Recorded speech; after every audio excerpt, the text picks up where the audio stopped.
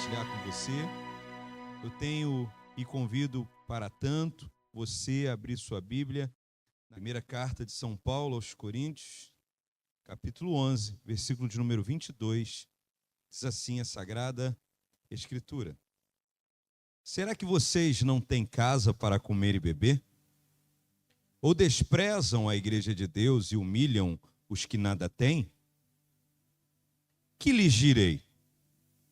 Eu os elogiarei por isso? Certamente que não. Convido você a fechar os seus olhos e a curvar a sua cabeça. Querido Deus e amado Pai, o apóstolo Paulo aqui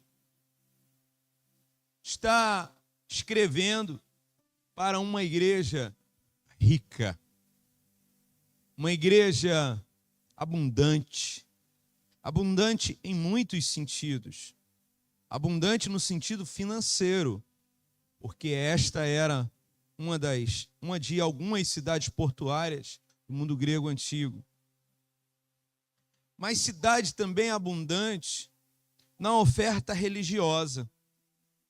Religião era uma commodity da cidade de Corinto.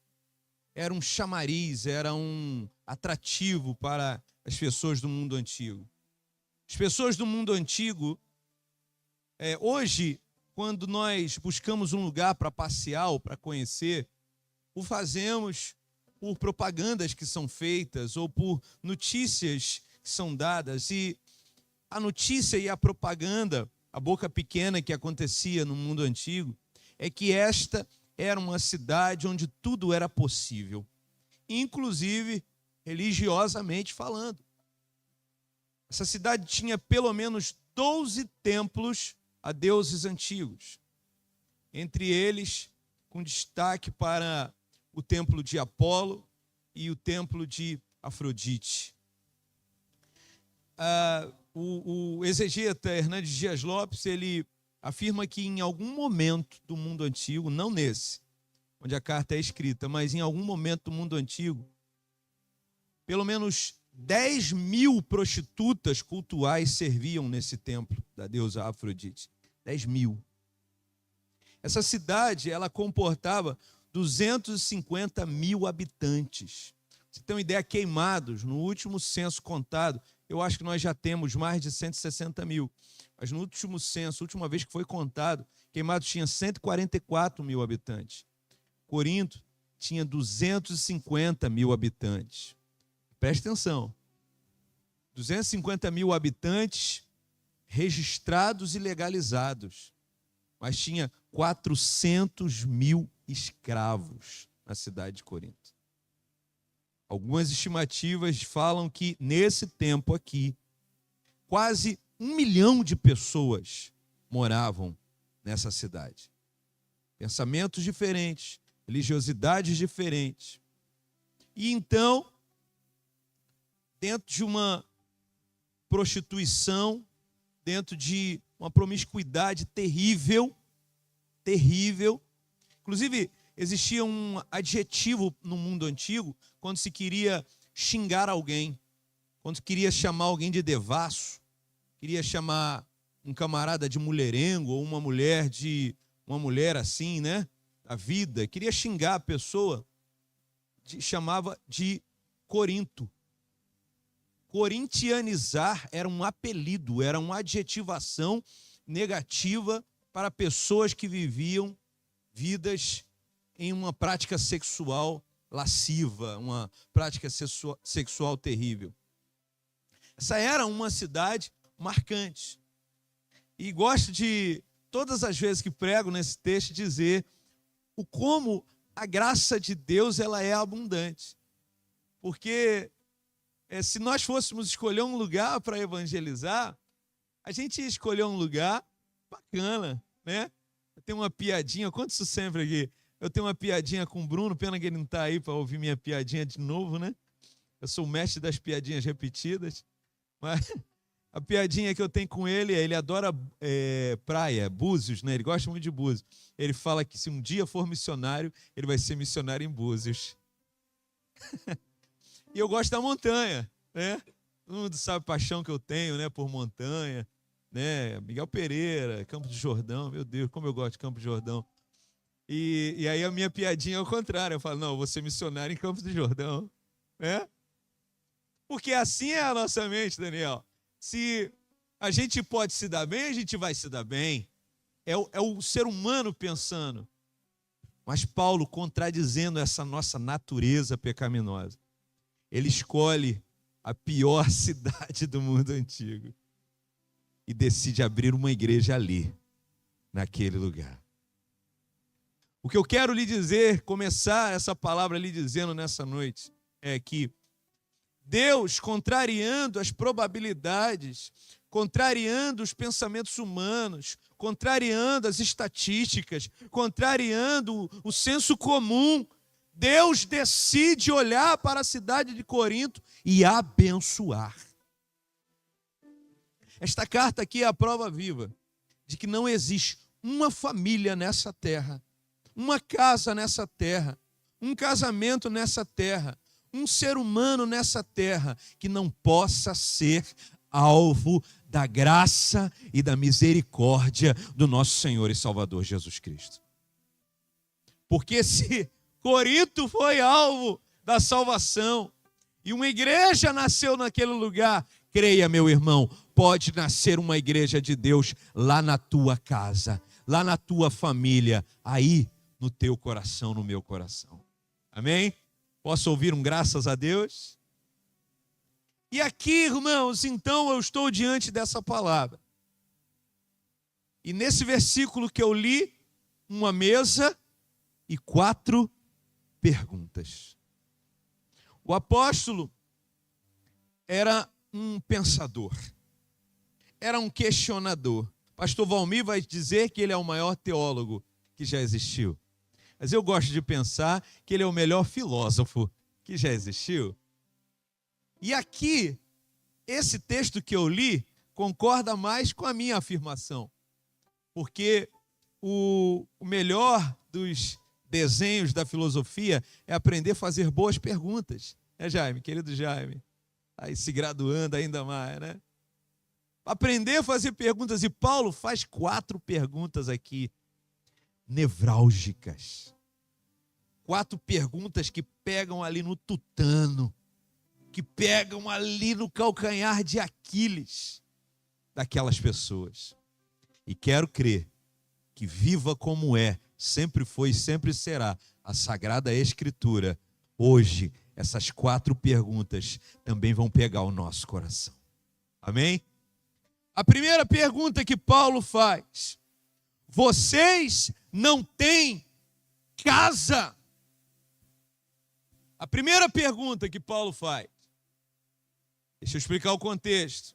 Aqui nesse capítulo, 2 coisas estavam acontecendo. Uma era a celebração da ceia, que acontecia todas as vezes que a igreja se reunia, e a outra coisa que acontecia era uma festa. Eles chamavam de festa ágape, festa do amor. Eles se reuniam e comiam juntos. Os ricos e abastados chegavam antes, os mais pobres e necessitados chegavam depois, por 1 milhão de razões, né? Poderia explicar aqui, mas eu gastaria muito tempo com isso. Pastor Valmir, um outro dia, vem aqui e explica esses detalhes todos para a gente. Mas o fato é que alguns estavam chegando antes que outros. E quando esses uns chegavam antes que os outros, eles comiam tudo. Não sobrava nada, ou sobrava muito pouco, ou sobrava o resto para os mais pobres e os necessitados. E aí, irmãos, o apóstolo Paulo lança logo a pergunta: vocês não têm casa? A ideia paulina aqui é: por que vocês não comem em casa? Por que vocês estão vindo para cá para encher a pança? Esse aqui não é para encher a pança. Comer aqui não é para encher a pança. Comer aqui é só uma desculpa para estar junto. Comer aqui é uma desculpa para congregar, para conviver, para construir laços, para fazer amigos, para congregar, para descobrir a necessidade do próximo, do outro, para descobrir o nome do outro. Coisa triste, irmãos, é quando alguém, depois de um tempo na igreja, mal sabe o nome de 2 ou 3 membros.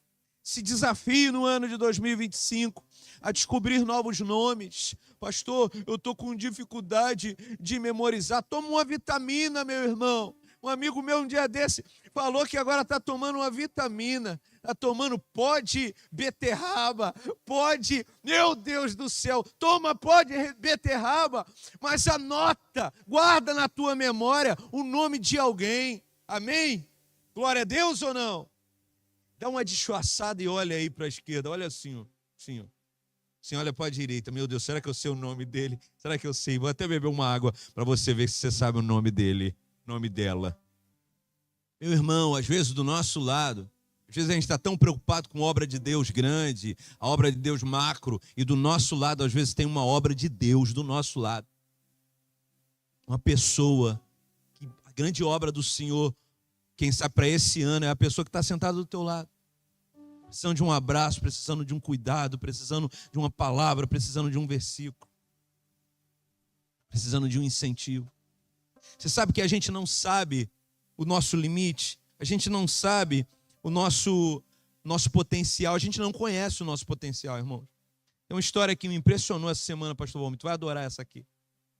Tem um jogador da NFL, jogador de futebol americano, ele queria gostar disso, porque o nosso pastor Valmir, ele deixou de curtir futebol por razões que eu prefiro não comentar, mas ele passou a gostar agora de futebol americano, né? O que será, hein, Del? Del sabe, hein?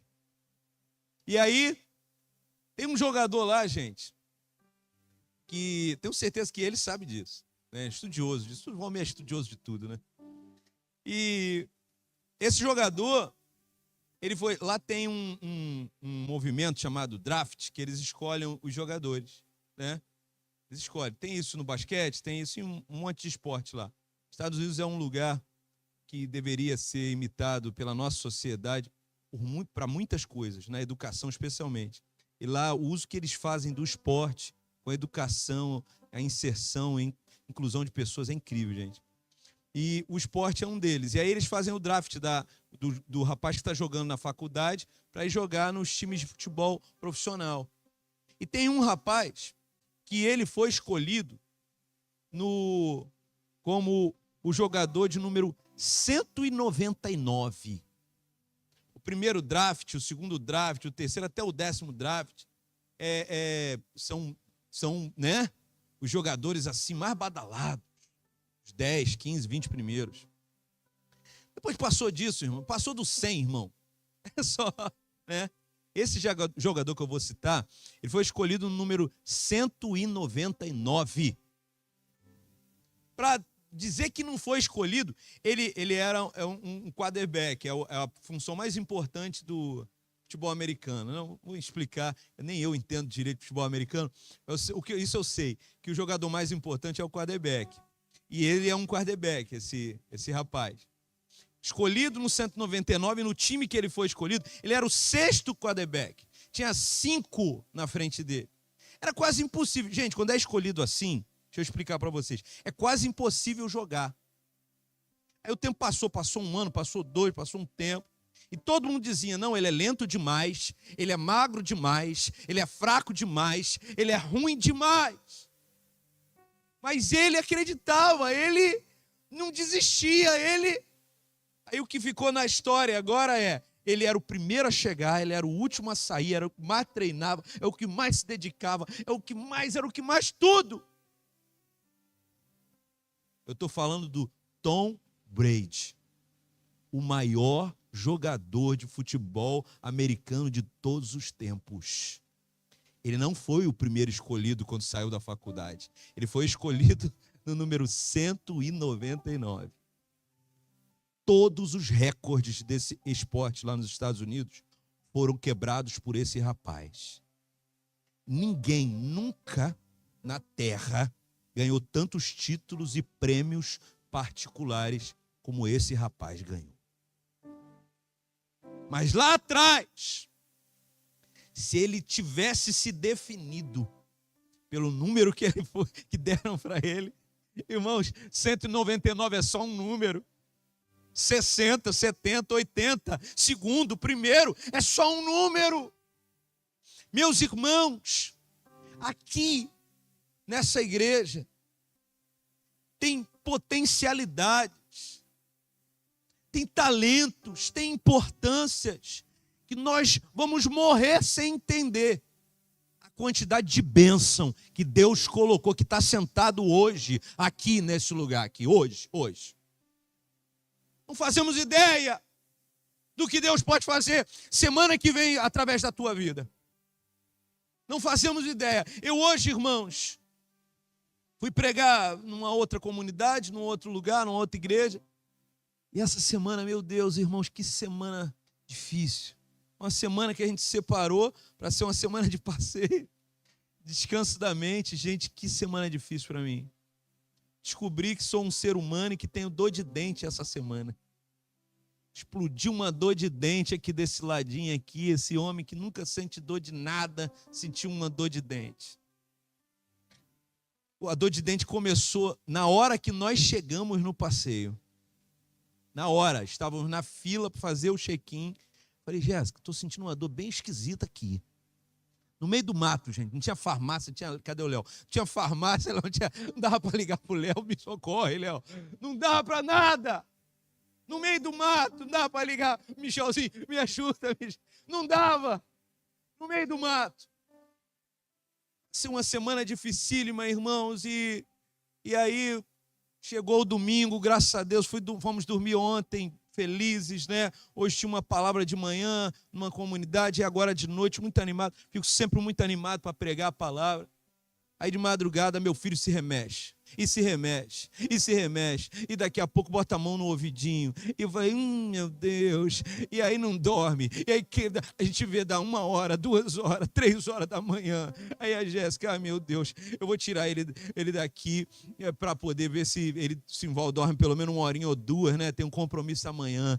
Aí tirou e daqui a pouco Jéssica puxa meu pé. Eu sonhando, já estava sonhando, tá? Eu estava sonhando já, vou até beber um gole d'água. E a mulher me acordou, eu estava sonhando, gente. Isso não se faz, não. Atrapalhou meu sonho. Pegou no meu pé e falou, ele está chorando de dor lá na sala, vamos levar ele no médico. Estava eu 5 da manhã indo para o hospital com meu filho hoje. Aí fomos, foi bom, pelo menos vimos o sol nascer. Já há muito tempo que a gente não tinha uma manhã romântica assim, né? Vimos o sol nascer, né? Aí eu falei, depois vou contar essa para o Rafael, para a Marina, para a Giane, para o Wilton, que eles gostam de passar a madrugada vendo o sol nascer. Falei, depois dos 40, é assim que se vê o sol nascer, levando o filho no hospital. E aí, irmãos, não dormi. Aí só de raiva chegamos, graças a Deus, tudo bem, ele está bem, está ali na escolinha já, medicado, graças a Deus. Meus filhos só ficam doentes um dia, graças a Deus. Vai lá, fica doente, é medicado, no outro dia já acorda bom. Agora de tarde ele já estava ótimo já, graças a Deus, né? E aí, nós chegamos às 7 da manhã, eu ia pregar, logo agora, né, de manhã, eu ia pregar, eu falei, só por causa disso, então, vou fritar 2 ovos, aí comer um pão com ovo, aí comi um pão com ovo, um cafezinho sem açúcar, Maria, levantei e fui pregar, mas, irmãos, eu fui num cansaço, pregar, né?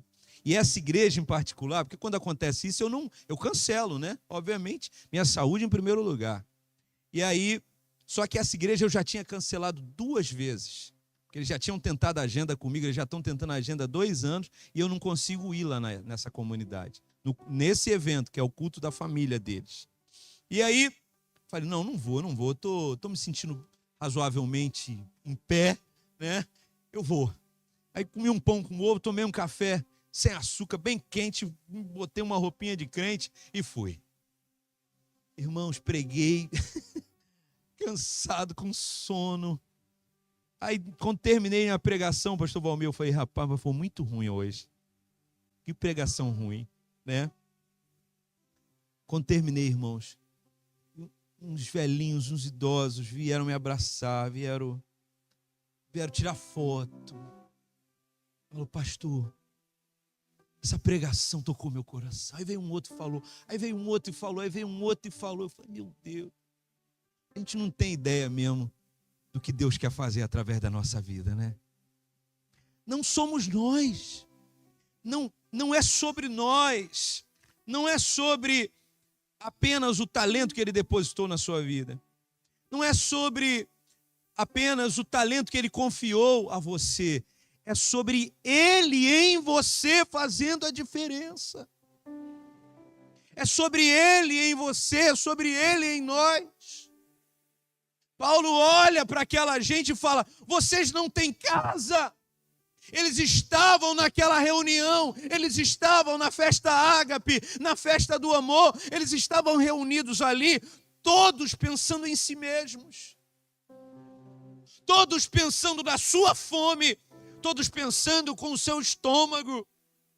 O convite paulino aqui, irmão, é: paremos de pensar com o nosso estômago, paremos de pensar com a nossa fome, paremos de pensar somente nos nossos desejos e nas nossas necessidades, e que o encontro da igreja, o encontro da comunidade, o encontro da Santa Ceia seja um encontro pensando prerrogativamente no outro, em quem está do nosso lado, na necessidade de quem está do nosso lado.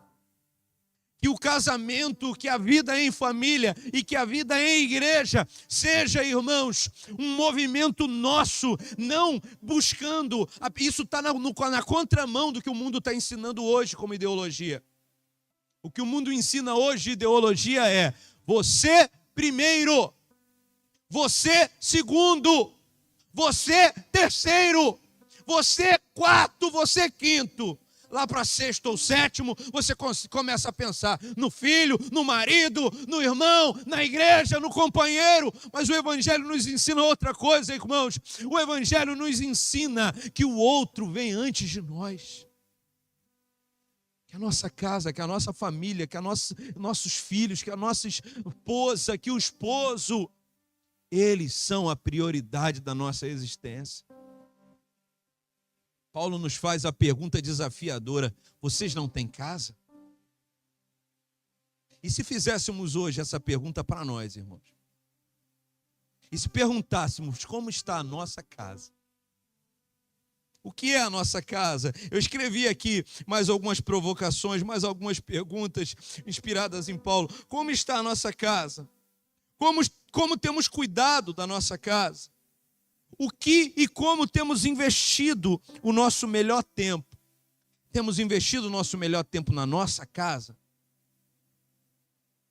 Ou o teu melhor tempo é para você? Paulo faz uma segunda pergunta. Capítulo 22, não sairemos dele hoje. Ou desprezam a igreja de Deus e humilham os que nada têm? Meus irmãos, a igreja sempre foi e sempre será repleta de pessoas necessitadas. Ser necessitado deveria ser uma das nossas maiores definições. Uma das maiores barreiras para Deus encher um crente, encher um homem da presença dele. Uma das maiores barreiras para Deus tocar no coração humano é quando o ser humano se acha suficiente. Quando o ser humano acha que não precisa do divino, que não precisa de Deus, que não precisa do outro, que não precisa de ajuda. É quando o ser humano acha que se basta. Nessa noite de mesa de ceia, deixa eu dar uma notícia para você. Quando o crente começa a viver a segunda, a terceira, a quarta década na presença do Senhor, isso começa a ficar claro como um dia ensolarado. Nós, todo dia, somos carentes do Espírito Santo de Deus.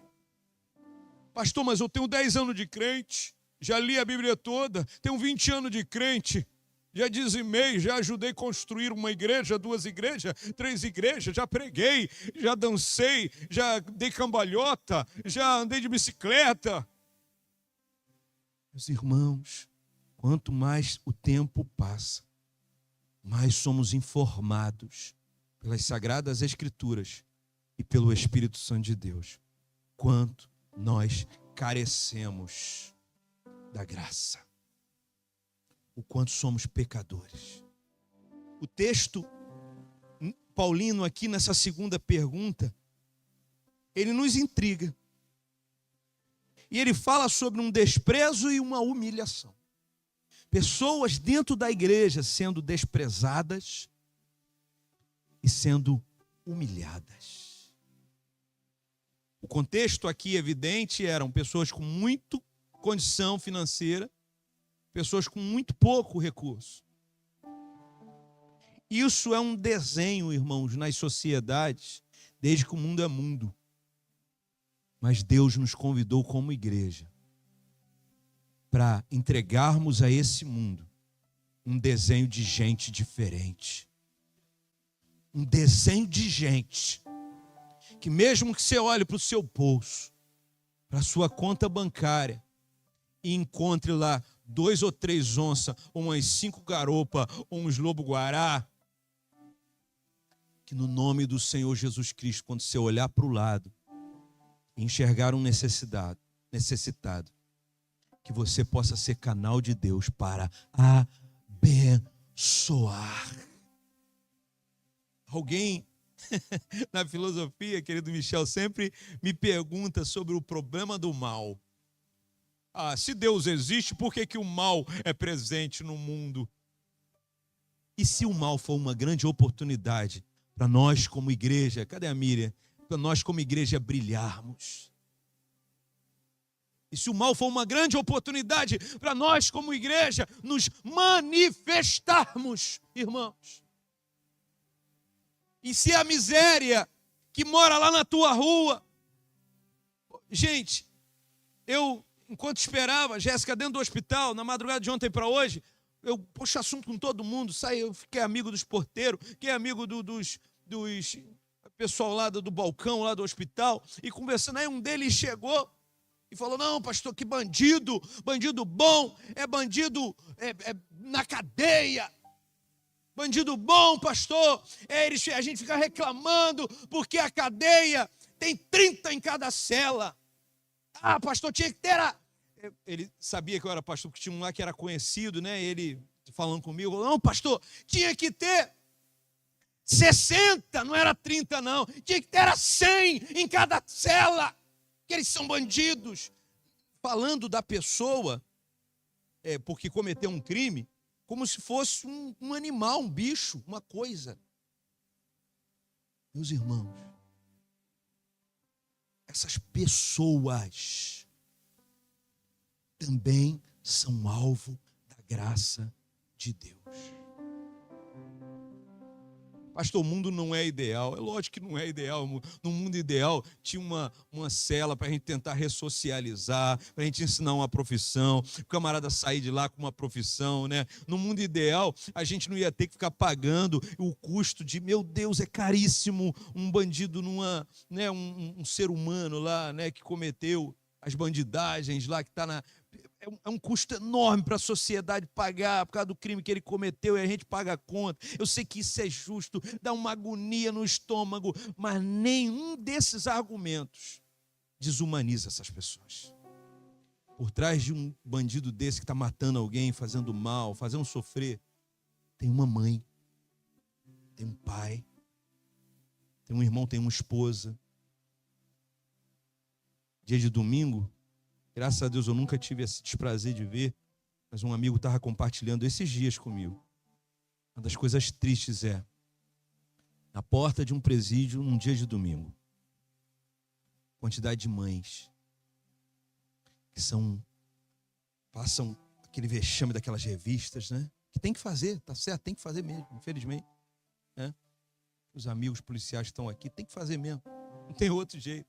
Eles entram com droga, né? Entram com coisa, com dinheiro, com cigarro, entram com celulares.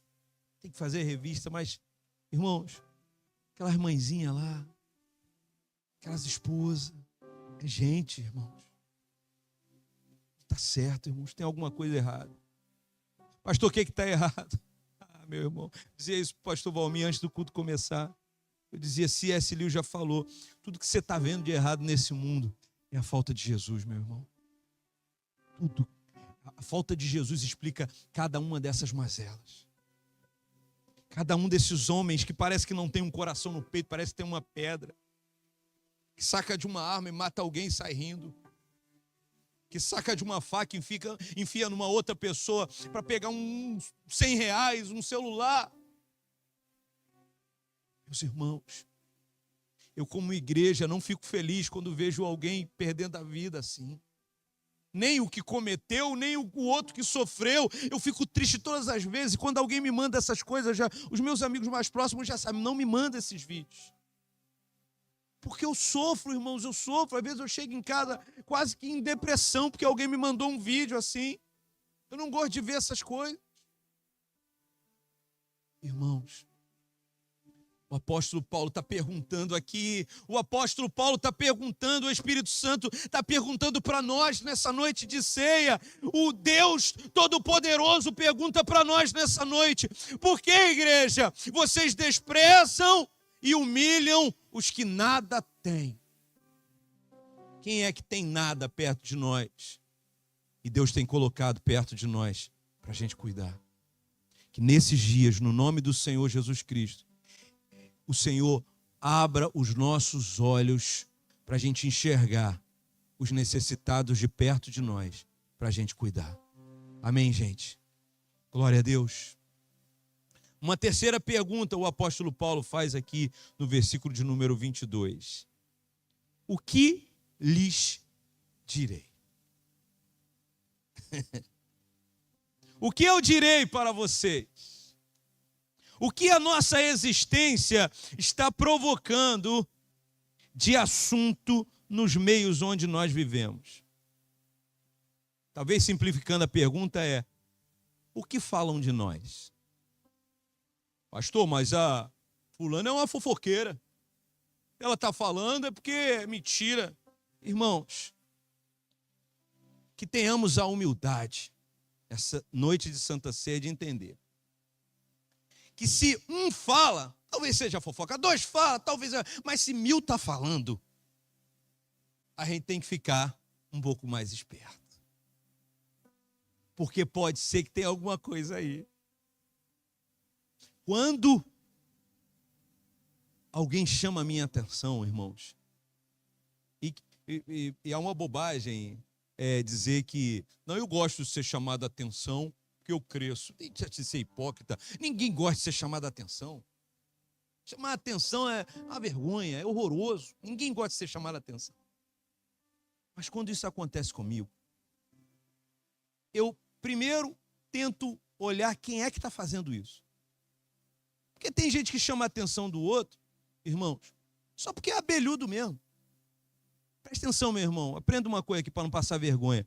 A gente só chama a atenção de quem a gente é autoridade na vida. Se você não tem autoridade sobre a vida daquela pessoa, não chame a atenção daquela pessoa.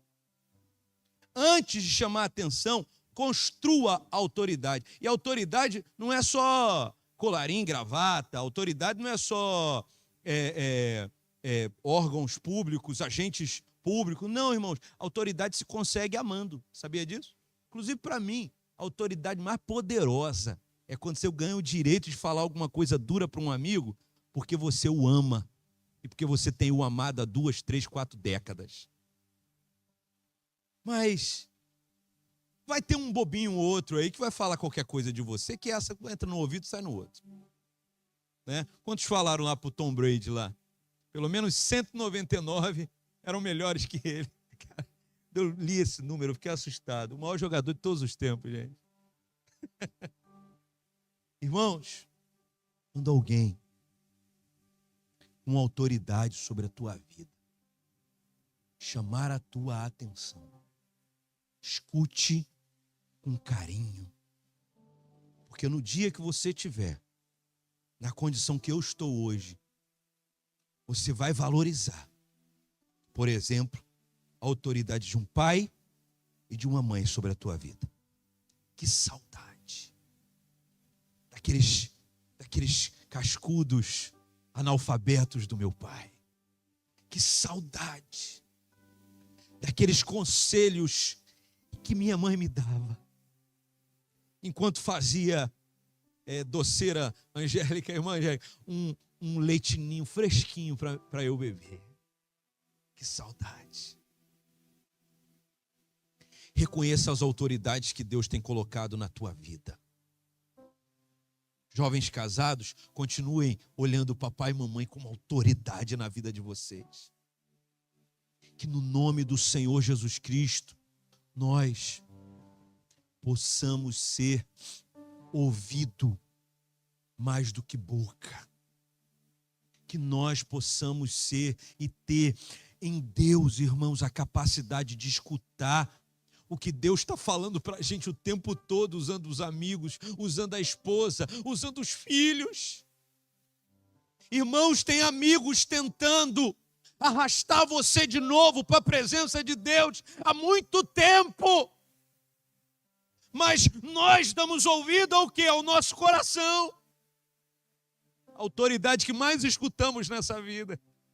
Nossa mente, nosso coração, nossos traumas, nossos passados, nossos diálogos mal resolvidos com nossa infância. São as coisas que a gente mais escuta, enquanto Deus está colocando alguém aí do teu lado, um amigo, um parceiro, um irmão, que tem orado por você, que tem clamado pela tua vida, uma esposa que está cuidando de você, que está orando por você. Que nessa noite de ceia, nós venhamos a escutar o que estão dizendo de nós. E que a gente pare com essa bobiça, irmãos, de dizer, não, tudo de ruim que falam de mim não presta, tudo de bom presta, mas tudo de ruim não presta. Não, porque às vezes alguma coisa ruim que estão dizendo de você vão levantar você para um lugar melhor nessa vida, nessa igreja e na tua família. E Paulo, irmãos, faz essas 3 perguntas. Meu Deus, vocês não têm casa? Por que vocês estão desprezando e humilhando os que nada têm? O que eu direi para vocês? E aí Paulo faz a última pergunta. Meu Deus, irmãos. Aí Paulo agora aqui pega o chicote. Ele estava batendo de vara, agora ele pega o chicote, gente. Ele vira para aquelas pessoas talentosíssimas, cheias de dons da igreja de Corinto e fala: eu devo elogiar vocês?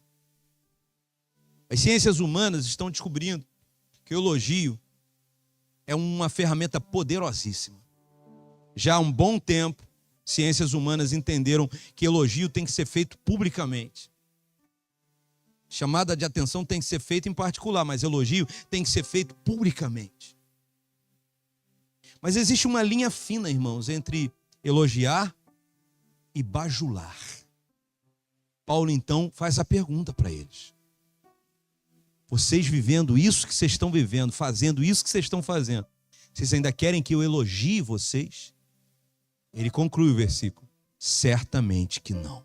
Pastor, não entendi não, pastor. Mesa de ceia, domingo à noite, eu botei aqui o meu melhor penteado hoje, caprichei hoje, num perfume, botei até desodorante hoje, vim para a igreja e o senhor fez 4 perguntas que me arrasou, pastor. 4 perguntas que eu estou quase saindo deprê aqui dessa igreja, pastor. Que isso?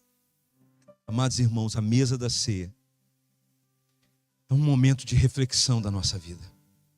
Que essas 4 perguntas que Paulo faz aqui venham mexer com o nosso coração. Se um dia você for elogiado, eu gosto muito de elogiar pessoas. Muito. Estou sempre procurando coisas para elogiar. Você ali pelo Jefferson, pelo Douglinha, já fiz um elogio. Né? Estou sempre procurando coisas para elogiar. Mas se hoje você olhar para o teu coração, você se elogiaria? Ou humildemente diante dessa mesa, pediria perdão diante do Senhor? Que hoje seja uma noite de conserto nossa. Que hoje seja uma noite de humilhação diante da presença do Senhor nossa. Que hoje seja uma noite da gente olhar para as nossas práticas de vida e para as construções de famílias que a gente tem construído e olhar para essa mesa da Santa Ceia e dizer: Jesus, o que o Senhor tem para a minha casa?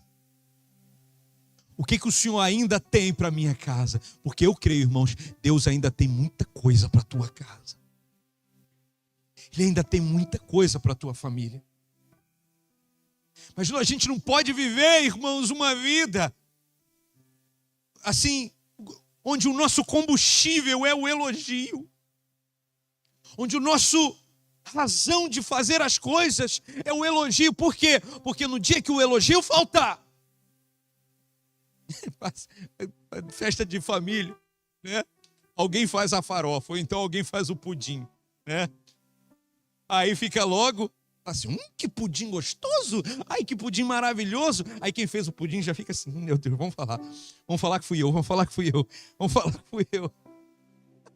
Será que na família você é o cara que fez o pudim? É a mulher que fez o pudim? Que a reunião da família só é boa se elogiarem o pudim que você fez? Que o elogio na nossa vida seja ferramenta de Deus para nos alavancar e não moleta para nos limitar naquilo que Deus tem nos ensinado, meus irmãos. Paulo aqui não podia elogiar. Ele disse, eu vou elogiar vocês? Não, hoje não. Hoje vocês não precisam de elogio. Hoje vocês precisam de conserto. Eu termino a minha palavra nessa noite, irmãos, dizendo que nós temos uma mesa e 4 perguntas. Nós temos uma mesa e um coração que pode olhar para essa palavra e dizer, quem é esse pastorzinho baixinho, de perninha torta e terninho bonitinho? Meu terninho é bonitinho, né, irmãos? E terninho bonitinho, que está aí, todo metidinho, falando essas perguntas bobas. Pode tomar essa atitude. Ou diante da mesa você pode hoje. Fala, obrigado, Espírito Santo, que usou esse bobo aí, desse garoto aí na frente, para me lembrar que hoje eu não preciso de elogio. Hoje eu preciso acertar a minha vida na presença do Senhor. Eu lhe convido gentilmente a curvar a cabeça e a fechar os olhos.